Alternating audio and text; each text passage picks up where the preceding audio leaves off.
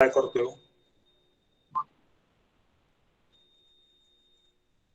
Forward conduction मोडला आपण कुठले टर्मिनल आता त्याच्यामधला पहिला मोड आपण बघणार आहे आता फर्स्ट मोड फॉरवर्ड कंडक्शन मोड मधला जो काय फर्स्ट मोड आहे तो गेट स्विच ऑफ असतानाचा आहे बरोबर आहे गेट स्विच आपलं ऑफ असतानाचा फॉरवर्ड कंडक्शन मोडला फर्स्ट मोड आहे तर फॉरवर्ड कंडक्शन मोड मधला जो काय फर्स्ट मोड आहे त्याच्यामध्ये पहिल्यांदा आपण काय करतो त्याला कोणता सप्लाय अप्लाय करतो गेट स्विच ऑफ आहे म्हणजे गेटला आपण सप्लाय देतोय का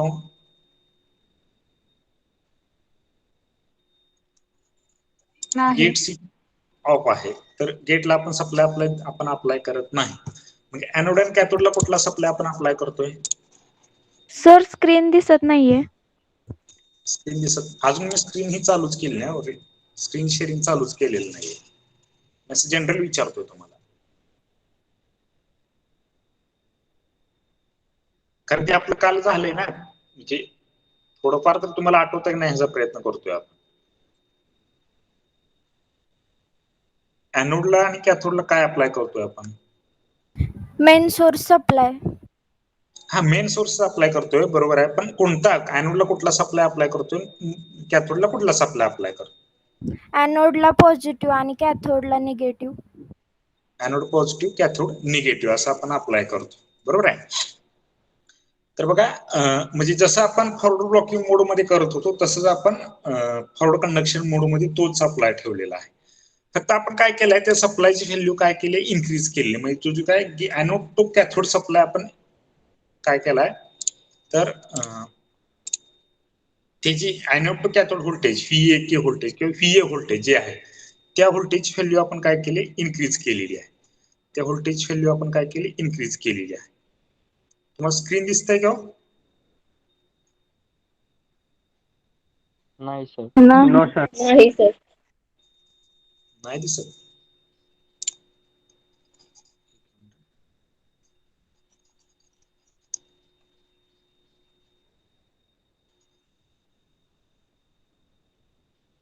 आता दिसतंय आता दिसते का स्क्रीन नाही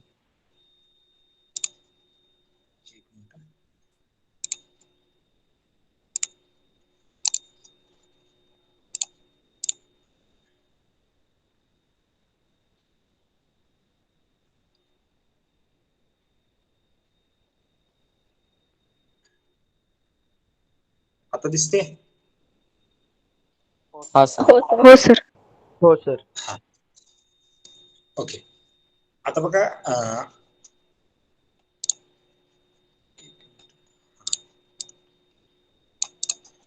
SCR चे सिम्बॉल काढतोय मी त्याच्यावरून आपल्याला आयडिया येईल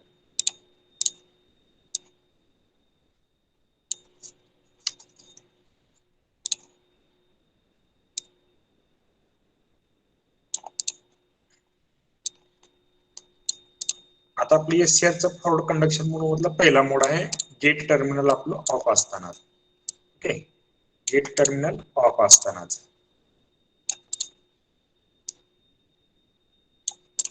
वरचं टर्मिनल कुठलं आहे हे एनोड आहे second one is this is the cathode terminal this is the cathode terminal आणि हे आहे ते गेट टर्मिनल आहे ओके आता इथं आपण काय करणार आहे फॉरवर्ड कंडक्शन मोड मध्ये पण तोच सप्लाय ठेवणार आहे एनोडला पॉझिटिव्ह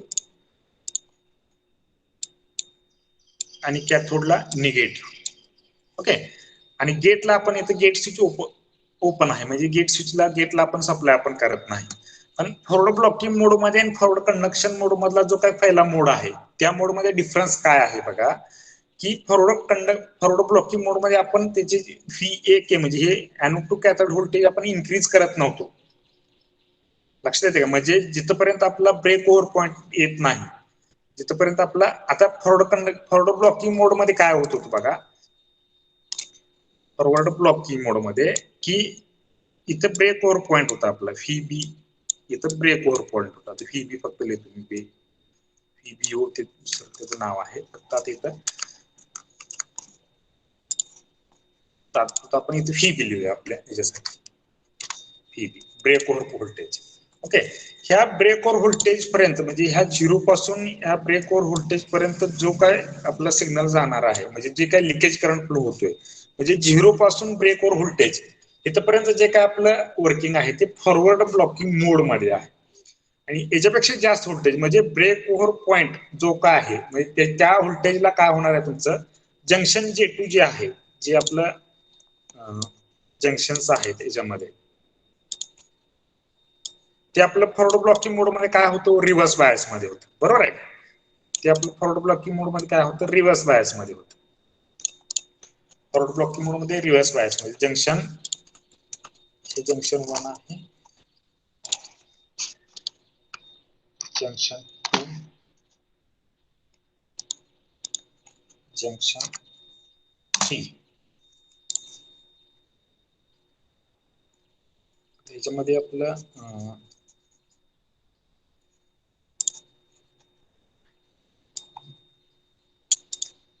एनोड कॅथोड इथे गेट आहे बरोबर आहे. इथं आहे पी टाइप मटेरियल आहे first P N T N anode terminal this is cathode terminal this is gate terminal हे आहे. आता फॉरवर्ड ब्लॉकिंग मोड मध्ये काय होते जंक्शन J1 आणि जंक्शन J3 हे दोन्ही जंक्शन आपले फॉरवर्ड बायस मध्ये होते जंक्शन J2 रिव्हर्स बायस मध्ये होते. ते रिव्हर्स बायस मध्ये असल्यामुळे फक्त स्मॉल लिकेज करंट आपलं त्याच्यामधून फ्लो होत होता. ओके. आता एक पॉइंट असा येणार आहे की जसं जसं तुम्ही voltage anode to cathode voltage इथं आता VAK असणार आहे VAK anode to cathode voltage इथं असणार आहे तो आपला IA करंट एनोड करंट म्हणजे VAK व्होल्टेज जसं जसं इन्क्रीज करत जाईल तसं एका पॉइंटला काय होणार आहे जंक्शन J2 तुमचा ब्रेक होणार आहे. जंक्शन J2 ब्रेक होणार आहे का होणार आहे तर ते तुमचं ओव्हरफ्लो होणार आहे किंवा ओव्हरलोडेड होणार आहे. लक्षात घ्या ओव्हरफ्लो होणार म्हणजे इलेक्ट्रॉन्स होल्स याची ते जी काय पेअर्स आहेत त्याची संख्या त्या जंक्शन J2 पाशी इन्क्रीज होणार आहे त्यामुळे तो काय होणार जंक्शन J2 तुमचा ब्रेक होणार आहे. जंक्शन J2 ज्यावेळेस ब्रेक होईल जंक्शन J2 ज्यावेळेस ब्रेक होईल त्यालाच आपण काय म्हणतो avalanche breakdown avalanche breakdown. Junction J2 reverse bias मध्ये असताना आपला ब्रेक होतोय त्याला आपण काय म्हणतो अव्हलॅन्च ब्रेकडाऊन. तो जंक्शन ज्यावेळेस ब्रेकडाऊन होतोय त्यावेळेस तुमचा ट्रान्झिस्टर टर्न ऑन होणार आहे. ऑन होणार आहे म्हणजेच काय होणार आहे त्याच्या अक्रॉस व्होल्टेज डिक्रीज होणार आहे म्हणजे व्होल्टेज डिक्रीज होईल. आता VB म्हणजे ब्रेक ओव्हर व्होल्टेज आहे त्यापेक्षा त्याचं व्होल्टेज डिक्रीज होईल आणि त्याचा करंट इन्क्रीज होईल त्याचा करंट इन्क्रीज होईल. लक्षात करंट इन्क्रीज होईल. आता हे जे काय ट्रान्झिशन आहे turn on to turn off this is the transition state म्हणायचं म्हणजे VBO म्हणजे ब्रेक ओव्हर पॉइंट पासून तुमचं व्होल्टेज डिक्रीज झालेला आहे म्हणजे तिथपर्यंत जी काय स्टेट आहे ही स्टेट तुम्ही अशी दाखवलेली आहे.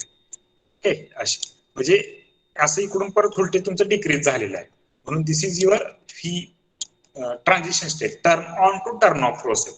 आणि इथं जे काय व्होल्टेज आहे आता हे ऍक्च्युली गेट करंट साठीच आहे ते बाकीचं म्हणजे गेट करंट अप्लाय केलं म्हणजे तो तुमचा एसीआर ऑन होणार आहे. कधी ऑन होणार आहे जंक्शन J2 ब्रेक झाल्यानंतर. जंक्शन J2 ब्रेक कधी होणार आहे when we increase the voltage above the break over point. Break over point पेक्षाही व्होल्टेज ज्यावेळेस तुम्ही इन्क्रीज करा त्यावेळी तुमचं व्होल्टेज म्हणजे जंक्शन J2 ब्रेक होणार आहे. जंक्शन J2 ब्रेक झाल्यानंतर त्यातून मॅक्झिमम करंट फ्लो होणार आहे तुमचं एसीआर ऑन होणार आहे. एसीआर ऑन झाले एसीआर ऑन होतो म्हणजे काय होतो त्याच्या अक्रॉस व्होल्टेज डिक्रीज होतं मॅक्झिमम करंट फ्लो होतो from anode to cathode. Anode to cathode current ह्याच्यामधून फ्लो होतो मॅक्झिमम करंट. लक्षात आले का फर्स्ट मोड तुमच्या ह्याच्यामध्ये गेट ओपन असतानाचा मोड लक्षात आलाय का? हो सर. ऑल स्टुडंट्स हो सर.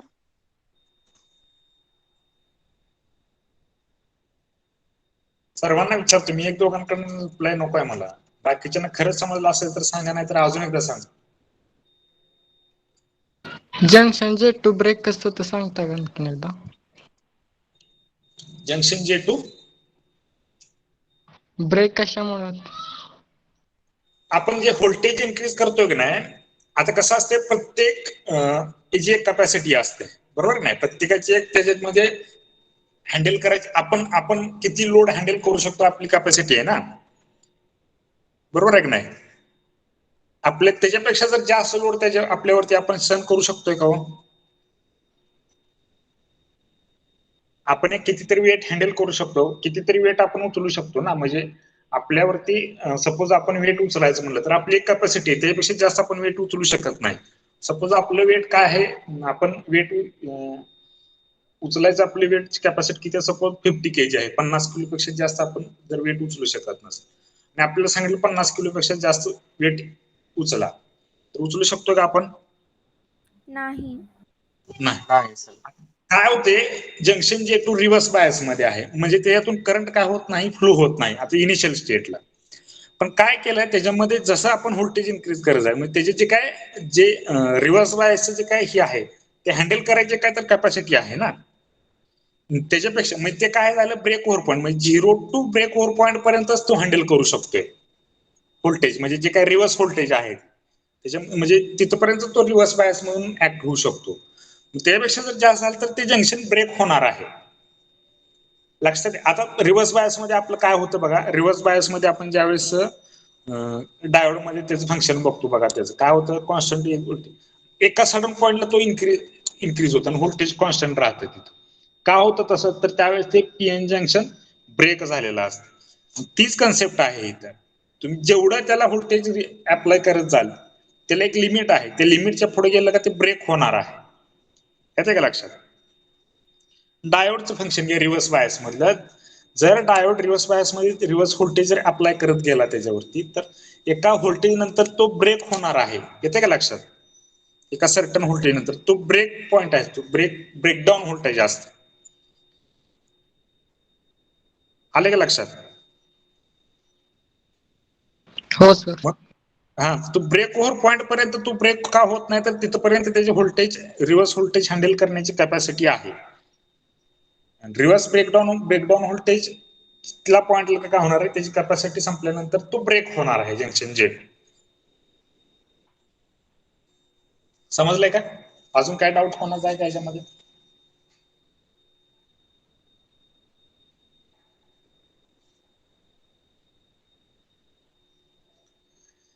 आता आहे का डाऊट? विचारा. असेल तर होय म्हणून सांगा, नसेल तर नाही म्हणून सांगा. आहे का डाऊट? नाही सर. आहे. नेक्स्ट मोड घेऊया मग. हो सर.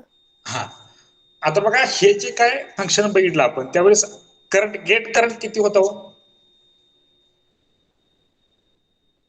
0. म्हणजे आयजी इज इक्वल टू 0. इथं म्हणजे हे आयजी इज इक्वल टू 0 असतानाच हे रीडिंग आहे, म्हणजे गेट करंट 0 असतानाच हे आपलं फंक्शन आहे. म्हणजे forward conduction mode when gate is open, हे त्यावेळेस आहे.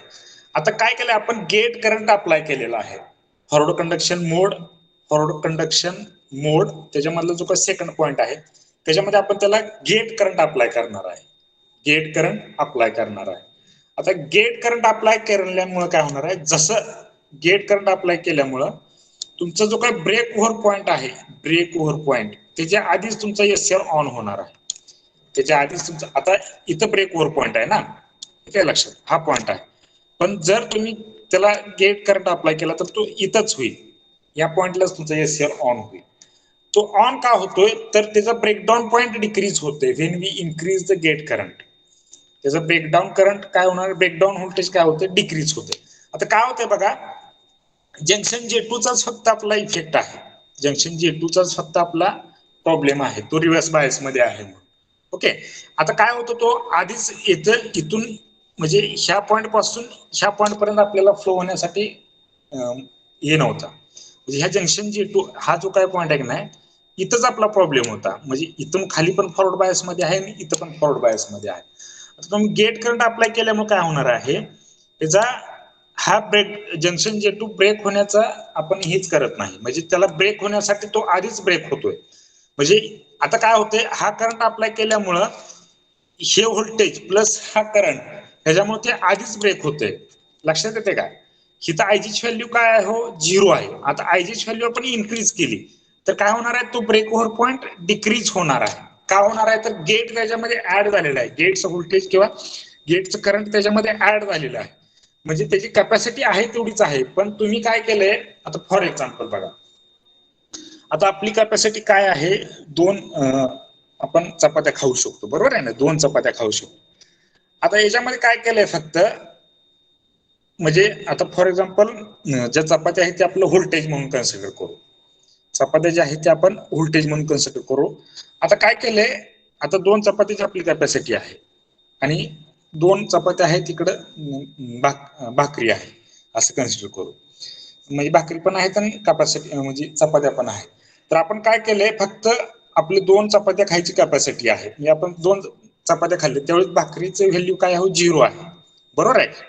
भाकरी आपण कायच खाल्ली नाही, म्हणजे भाकरीची व्हॅल्यू 0 आहे. आता आपण काय केलंय, 1.5 चपाती खाल्ली आणि अर्धी भाकरी घेतली, 1.5 चपाती खाल्ली आणि अर्धी भाकरी घेतली, म्हणजे भाकरी हा करंट आहे, चपाती हे व्होल्टेज आहे. आता काय केलं आपण, 1.5 चपाती खाल्ली, अर्धी भाकरी घेतलेली आहे. आता चपातीची व्हॅल्यू किती आहे आपली 1.5 आहे, म्हणजे डिक्रीज झाली ना. भाकरीची व्हॅल्यू आपण इन्क्रीज केली 0 to हाफ, अर्धी भाकरी खाल्ल्यामुळे. याच्या लक्षात मला काय सांगायचं तुम्हाला? हो सर.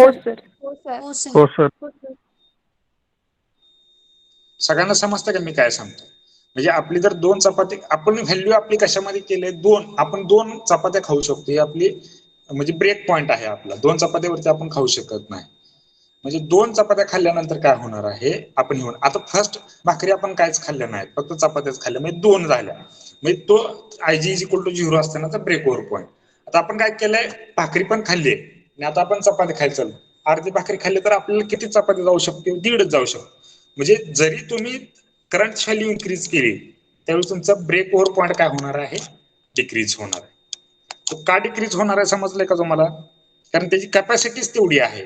मी तुम्ही करंट इन्क्रीज करा नाहीतर व्होल्टेज इन्क्रीज करा, तिथे एक फिक्स पॉईंट आहे की त्या पॉईंट पर्यंतच तो इन्क्रीज होऊ शकतो. त्याच्या लक्षात, मी ऑब्विसली तुमची करंट इन्क्रीज केल्यानंतर व्होल्टेज व्हॅल्यू काय होणार आहे, हो डिक्रीज होणार आहे. ब्रेक ओव्हर व्होल्टेजची व्हॅल्यू काय होणार आहे, डिक्रीज होणार आहे. समजलंय? इथपर्यंत समजलंय का सांगा? तो का त्याची व्हॅल्यू डिक्रीज होते ब्रेक ओव्हर पॉईंटची, समजलंय का? म्हणजे तो आधीच जंक्शन ब्रेक करतो, त्या व्होल्टेजला जायच्या आधी जंक्शन ब्रेक करतो. म्हणजे जसं जसं तुम्ही करंट इन्क्रीज करत जाईल ना तसा ब्रेक ओव्हर पॉईंट त्याचा डिक्रीज होत जाणार आहे. जसं बघा, परत तुम्ही करंट इन्क्रीज केलं, परत तुमचा ब्रेक ओव्हर पॉईंट परत इथे येणार आहे, परत करंट व्हॅल्यू इन्क्रीज केलं का परत त्याचा ब्रेक ओव्हर पॉईंट डिक्रीज होत जाणार आहे. लक्षात आहे? आता हे झालं, आता इथून पण आपलं ट्रान्झिशन स्टेट मध्ये जात होतं आणि इथून पण ट्रान्झिशन स्टेट मध्ये जातं. म्हणजे आधीच्या मोड मध्ये पहिला जो मोड होता गेट करंट ओपन, तिथून पण ट्रान्झिशन होऊन तुमचा व्होल्टेज डिक्रीज होते आणि जरी गेट करंट अप्लाय करून जरी तुम्ही हे केलं तरी पण तुमचा हे होते, काय होतं, एससीआरचं व्होल्टेज डिक्रीज होऊन करंट त्याच्यामधून इन्क्रीज होतोय. आता काय दुसरे त्याच्यामध्ये काय आहे बघा, latching current and holding current. आता काय झालंय, हे थोडस मी इथं थोडस चेंज आहे त्याच्या वर्किंग मध्ये. चेंज काय आहे तर latching current and holding current अशा 2 कन्सेप्ट आहे.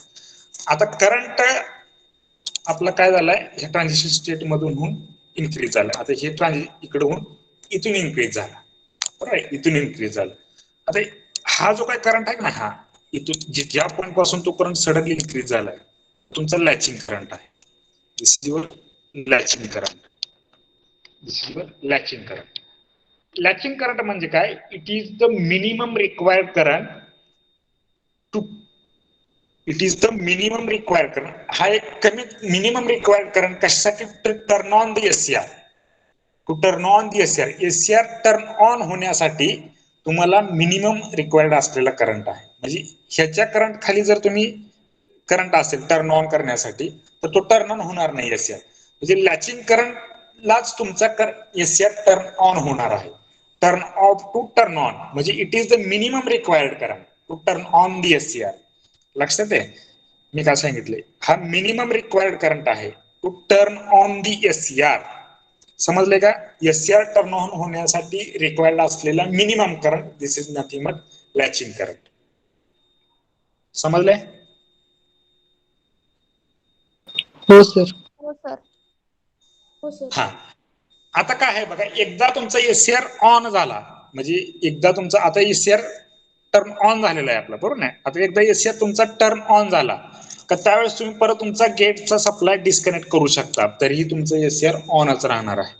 लक्षात द्या बाई, एकदा तुमचा एससीआर ऑन झाला, मी काय सांगतोय लक्षात द्या, एकदा तुमचा एससीआर ऑन झाला का परत तुम्ही गेटचं स्विच ऑफ केलं तरी तुमचा एससीआर ऑनच राहणार आहे.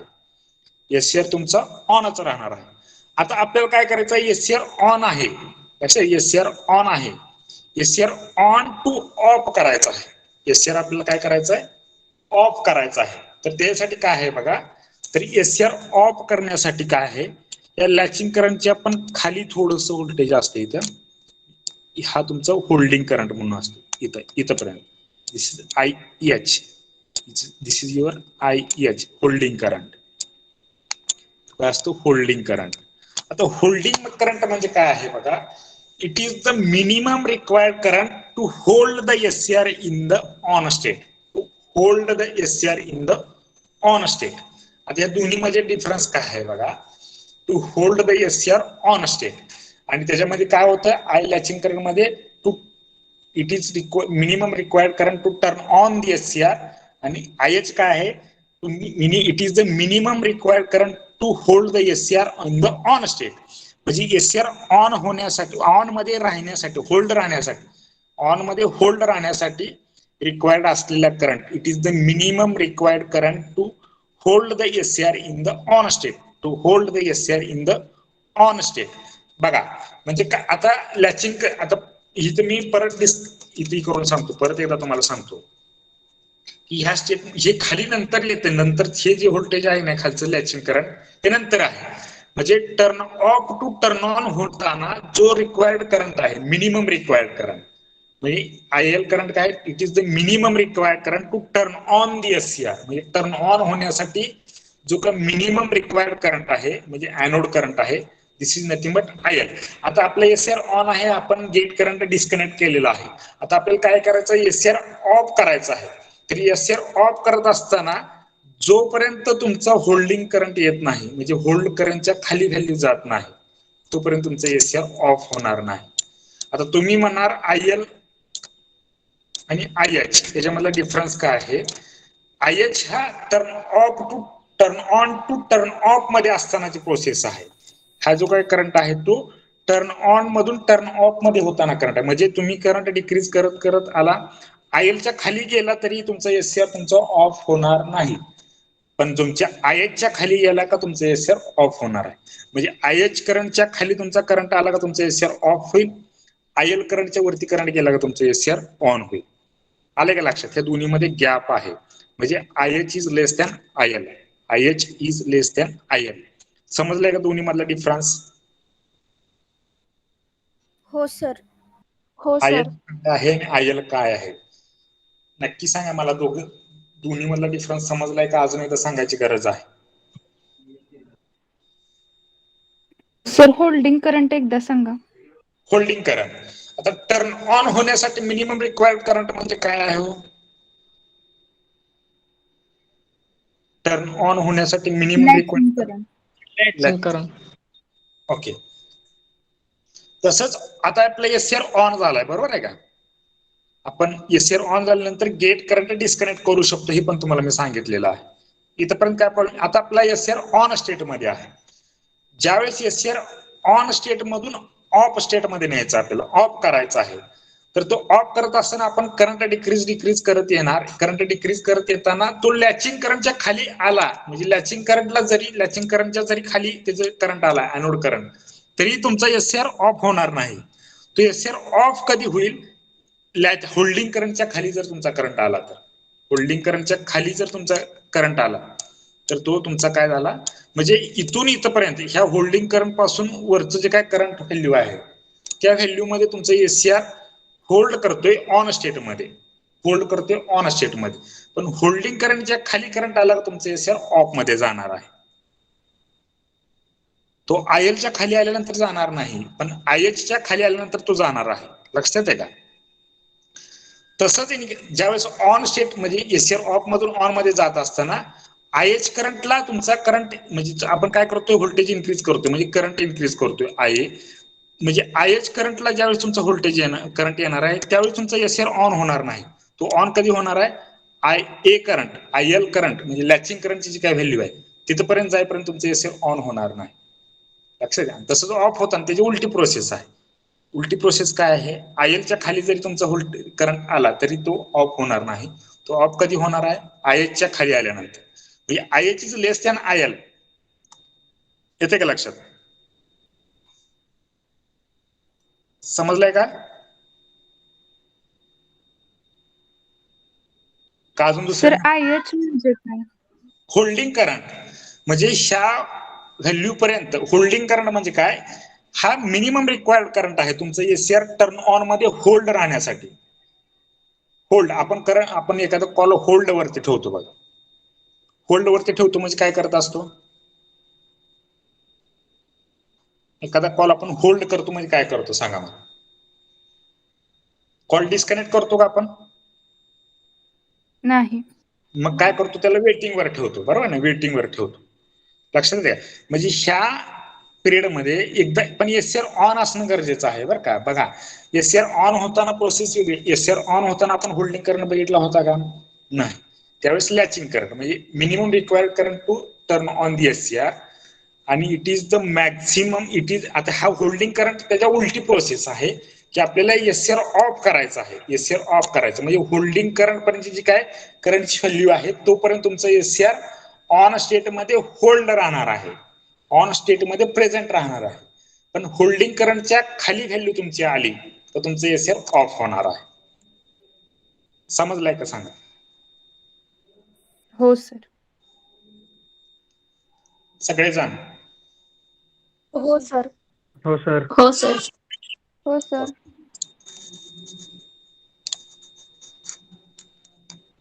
आता बघा आपला सेकंड चॅप्टर.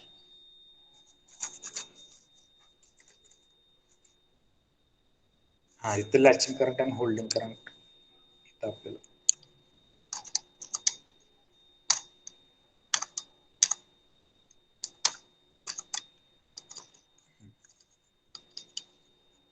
इथं आपण बघितलं तर लॅचिंग करंटची काल डेफिनेशन मी तुम्हाला सांगितली होती. होल्डिंग करंटची एक डेफिनेशन असेल बघा. होल्डिंग हा इथं आहे.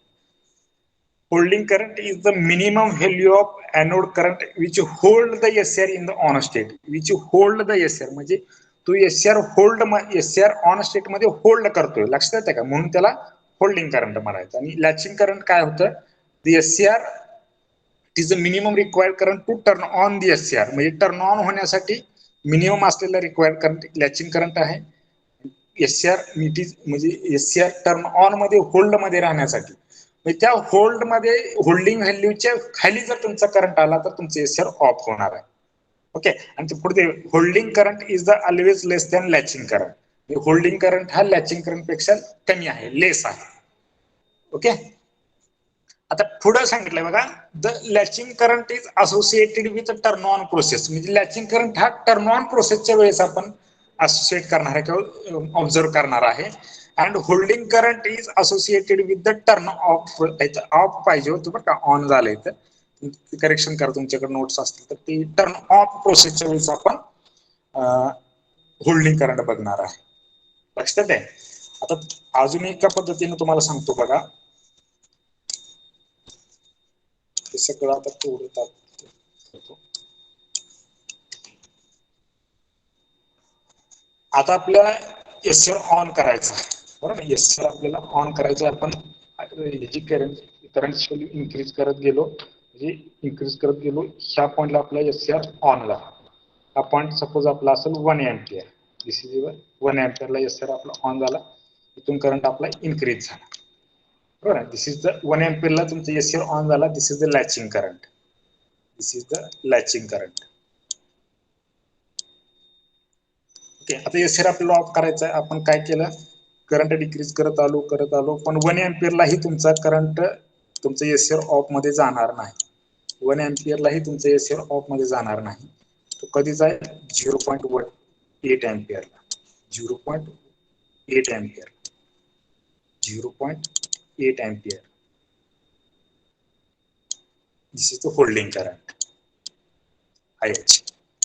म्हणजे ज्या करंटच्या व्हॅल्यूला तुमचा एसीआर ऑन होतोय का नाही, म्हणजे ऑन टू ऑफ होतोय, ऑफ टू ऑन जातोय का नाही, तो करंट म्हणजे लॅचिंग करंट थोडक्यात आता सांगायचं म्हणलं तर. आणि ज्या करंटच्या व्हॅल्यूला तुमचा एसीआर ऑफ ऑन मधून ऑफ होतोय, this is your holding current.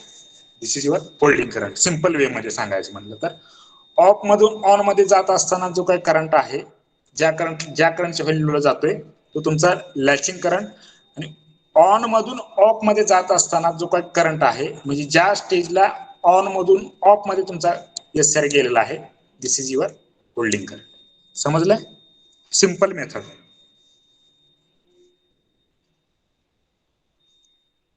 समजलं का लॅचिंग अँड होल्डिंग? हो सर. ओके. आता बघा एक मोड राहिला आपला खालचा, रिव्हर्स ब्लॉकिंग. आता रिव्हर्स ब्लॉकिंग मोड मध्ये काय असतंय बघा, जसं आपलं रिव्हर्स बायस मध्ये एक जे हे डायोड वर्क होतो का नाही, तसंच त्याचं वर्किंग असतंय. फक्त बघा रिव्हर्स ब्लॉकिंग मोड मध्ये फक्त सप्लाय आपण उलटा करणार आहे. म्हणजे इथं पॉझिटिव्ह देत होतो आपण, ऍनोडला पॉझिटिव्ह कॅथोडला निगेटिव्ह देत होतो. आता ऍनोडला निगेटिव्ह म्हणजे रिव्हर्स बायस मध्ये रिव्हर्स व्होल्टेज अप्लाय करायचा आहे. बघा when anode is negative potential with respect to cathode, म्हणजे ऍनोड निगेटिव्ह कॅथोड पॉझिटिव्ह. तर जंक्शन J1 आणि J3 are in the reverse bias. Junction आता मागास काय होतं, फॉरवर्ड होत होते आधीच्या ह्याच्यामध्ये. इथं काय झालेलं आहे तर रिव्हर्स बायस मध्ये गेलेलं आहे, कारण आपण सप्लाय काय केलाय, रिव्हर्स अप्लाय केलाय. आणि junction J2 is the forward bias. Junction J2 काय असणार, forward bias. Exactly opposite function आहे. Okay. Small leakage current in order of milliampere, म्हणजे मिली एम्पियर मध्ये एकदम स्मॉल लिकेज करंट काय होणार आहे, from cathode to anode. Small leakage current flow होणार आहे कॅथोड टू ऍनोड मध्ये.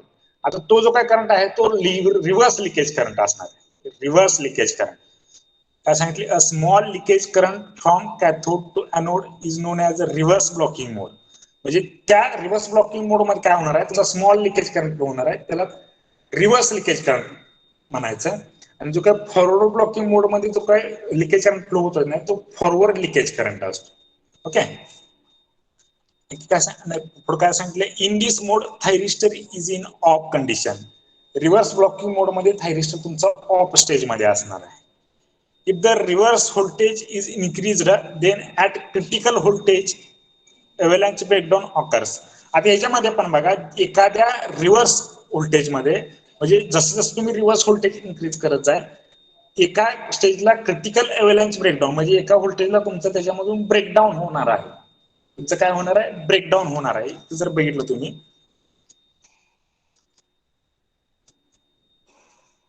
इथे जर आपली कॅरेक्टरिस्टिक बघितली, हा तुमचा रिव्हर्स लिकेज करंट आहे. पण एक पॉइंट असं येणार आहे की तिथून तुमचा ब्रेक होणार आहे, अव्हलांच ब्रेकडाऊन होणार आहे.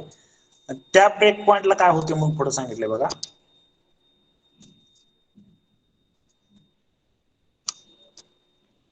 In this mode off condition the reverse voltage is increase. म्हणजे रिव्हर्स व्होल्टेज जसं जसं व्होल्टेज करेल, then at critical avalanche breakdown occurs, म्हणजे अव्हलांच ब्रेकडाऊन ऑकर होते रिव्हर्स मध्ये.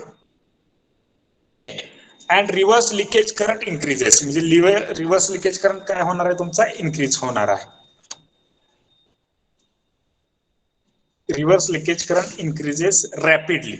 रॅपिडली म्हणजे एकदम तुमचा रिव्हर्स करंट इन्क्रीज झालाय बघा. इथं बघा एकदम काय झाला, व्होल्टेज कॉन्स्टंट राहिले, करंट एकदम इन्क्रीज झालाय, रॅपिडली इन्क्रीज झालेला आहे.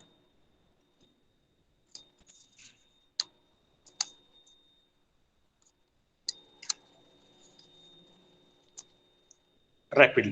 दिस reverse bias voltage is called as a reverse breakdown voltage. म्हणजे ज्या ह्याला तुमचं जंक्शन ब्रेकडाऊन होणार आहे, अव्हलांच ब्रेकडाऊन, त्यालाच रिव्हर्स ब्रेकडाऊन व्होल्टेज म्हणायचं, reverse breakdown voltage. Okay. This large reverse leakage current gives more losses. म्हणजे जो काय लार्ज म्हणजे एकदम सडनली इन्क्रीज झालेला रिव्हर्स करंट आहे, रिव्हर्स लिकेज करंट, त्याच्यामुळे तुमचे जे काय लॉस होणार आहे, पॉवर लॉस, तो जास्त असणार आहे. त्याच्यामध्ये पॉवर लॉसेस जास्त असणार आहे.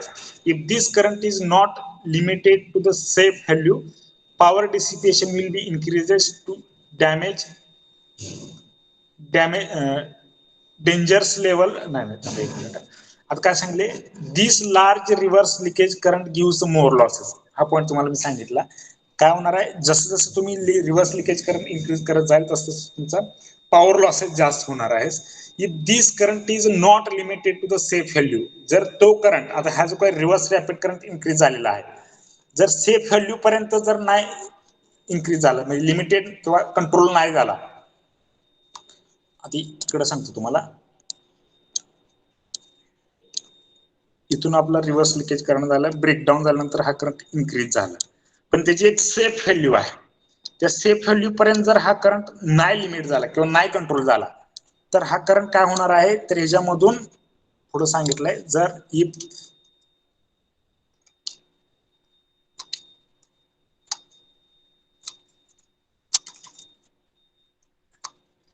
If this current is not limited to the safe value, safe value पर्यंत जर तो करंट नाही लिमिट झाला, तर power dissipation will be increases. म्हणजे पॉवर डिसिपेशन म्हणजे लार्ज अमाऊंट ऑफ पॉवर तुमची बाहेर पडणार आहे. पॉवर डिसिपेशन होते म्हणजे मी काय तुम्हाला सांगितलंय, जी काही पॉवर लॉस होतोय आपला, तो in the form of heat मध्ये कन्व्हर्जन, म्हणजे त्या डिव्हाइसची हीट इन्क्रीज होईल. लक्षात आहे, म्हणजे हीट जनरेट होईल. हीट जनरेट झाल्यामुळे तुमचा डिव्हाइस डॅमेज होऊ शकतो, असं सांगितलंय. Power dissipation will increases to dangerous level and that will destroy the device. That will destroy the device. Overall याच्यामध्ये काय आहे बघा, आपण काय करणार आहे, cathode is negative with respect to anode. नाही, anode is negative with respect to cathode, म्हणजे रिव्हर्स सप्लाय आपण अप्लाय करणार आहे. रिव्हर्स सप्लाय अप्लाय केल्यामुळे तुमचा जो काही एसआर आहे तो रिव्हर्स बायस मध्ये जाईल. रिव्हर्स बायस मध्ये गेल्यामुळे तुमचा रिव्हर्स लिकेज करंट होईल. आणि एका पॉइंटला काय होणार आहे, तुमचे जंक्शन ब्रेकडाऊन होणार आहे, ते रिव्हर्स जंक्शन काय होणार आहे, ब्रेक होणार आहे, आणि त्यावेळेस maximum reverse leakage current flow होणार आहे. मॅक्सिमम रिव्हर्स लिकेज फ्लो होणार आहे रॅपिडली. तो जर एका सेफ पॉइंट पर्यंत किंवा सेफ व्हॅल्यू पर्यंत जर नाही लिमिट झाला, तर त्या डिव्हाइस तुमचा डिस्ट्रॉय होऊ शकतो. का तर मॅक्सिमम पॉवर डिसिपेशन किंवा पॉवर डिसिपेशन त्याच्यामध्ये इन्क्रीज होऊ शकतो. लक्षात येते, म्हणजे जसं तुमचं पीएन जंक्शनच्या रिव्हर्स कॅरेक्टरिस्टिक्स आहेत ना, तशीच ह्याची कॅरेक्टरिस्टिक्स आहे. आले का लक्षात? रिव्हर्स ब्लॉकिंग मोड समजलाय का?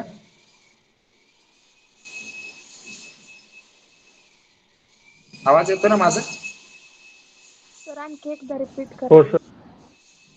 काय होतंय, समजलंय का सांगा, का अजून एकदा सांगू दे रिव्हर्स ब्लॉकिंग मोड? रिपीट करा सर. रिपीट करा सर. रिपीट करायचं बघा. याच्यामध्ये काय आहे, तर रिव्हर्स सप्लाय आपण अप्लाय करा. Anode is negative with cathode positive. Okay, म्हणजे रिव्हर्स बायस मध्ये तुमचं एसआर ऑन, म्हणजे एसआर वर्क होणार आहे. म्हणजे एसआर रिव्हर्स बायस मध्ये असल्यामुळे जंक्शन J1 आणि जंक्शन J3 काय झाले तुमचे रिव्हर्स बायस, आणि जंक्शन J2 तुमचा काय झाला फॉरवर्ड बायस, म्हणजे exactly opposite of the forward blocking mode. Forward blocking मोडच्या एक्झॅक्टली अपोजिट ह्याच्यामध्ये हे आहे. ओके, आता रिव्हर्स अप्लाय केल्यामुळे त्यामुळे काय होणार आहे, स्मॉल लिकेज करंट फ्लो होणार आहे. स्मॉल लिकेज करंट फ्लो होणार आहे. पण तुम्ही काय केलं, रिव्हर्स जे काय व्होल्टेज आहे, रिव्हर्स व्होल्टेज ते इन्क्रीज करत गेला, तर रिव्हर्स व्होल्टेज इन्क्रीज करत जसं करत जाईल तसं मी तुम्हाला सांगितलं, त्याची जी कॅपॅसिटी आहे ते व्होल्टेज, रिव्हर्स व्होल्टेज हँडल करण्याची, त्या कॅपॅसिटीच्या पण पुढे जर तुम्ही व्होल्टेज अप्लाय केलं, तर ते जंक्शन्स आहेत, जे रिव्हर्स जंक्शन्स आहेत ते ब्रेक होणार आहेत. ते रिव्हर्स जंक्शन ब्रेक झाल्यामुळे तिथून काय होणार आहे, maximum reverse leakage current flow होणार आहे. Maximum reverse leakage current flow होणार आहे रॅपिडली.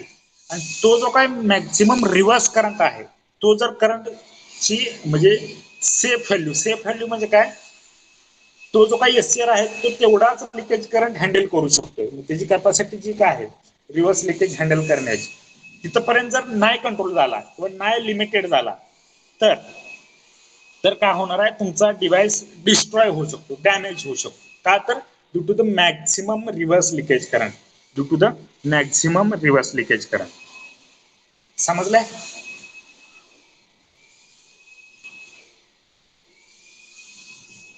हो सर. समजलंय का ऑल स्टुडंट्स? हो सर. हो सर. डायग्रामच्या फॉर्म मध्ये हो, सर. एक्सप्लेन हो करा. सर. डायग्राम मध्ये एक्सप्लेन करायचं.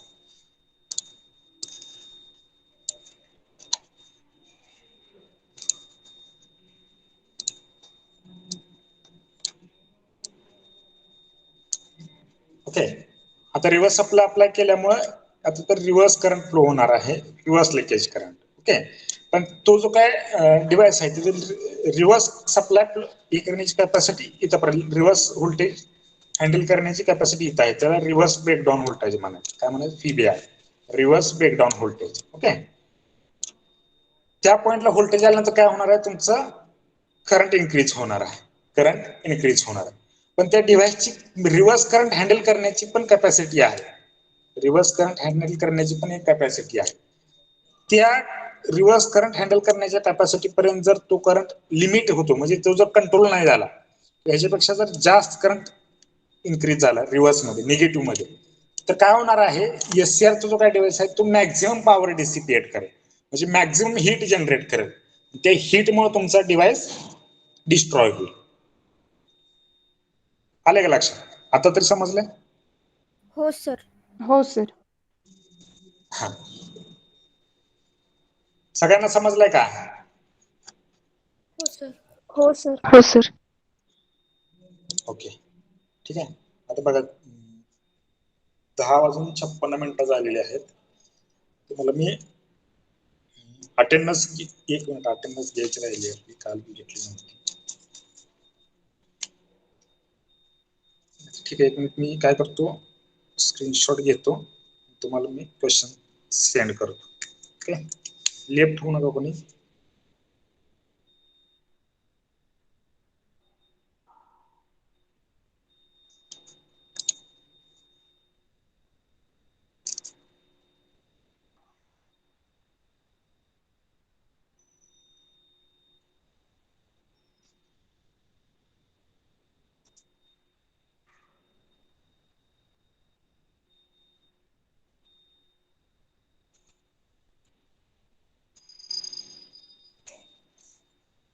Okay, you can leave now. Leave होऊ शकता, मी तुम्हाला लगेचच सेंड करतो. Hello sir. हा सर पण बोला. नेक्स्ट लेक्चर मुळेकर सरांचं नाहीये, कोणाचं आहे मग?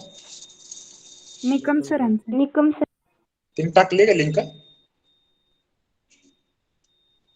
नाहीच. नाही. नाही, ते नंतर पुढचं की लेक्चर घेतील. केवळकर सरांचं किती लेक्चर आहे? लास्ट. थर्ड लेक्चर आहे का? नाही सर, ब्रेक नंतर. दुपारी ब्रेक नंतर आहे का?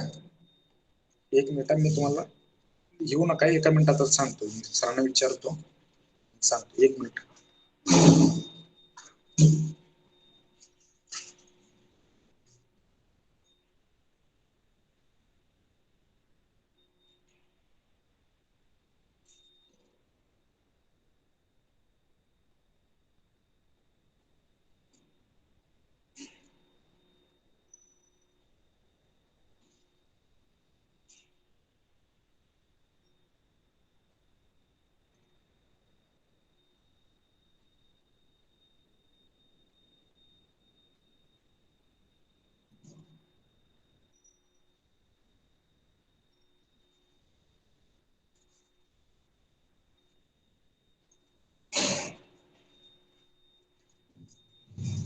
हॅलो, आवाज येतोय? हो सर. हो सर. टेस्टच होईल, टेस्ट होईल. निकम सरांचं नाही, ते टीवायला घेणार आहेत लेक्चर, आपली टेस्टच होईल. ओके. Okay sir.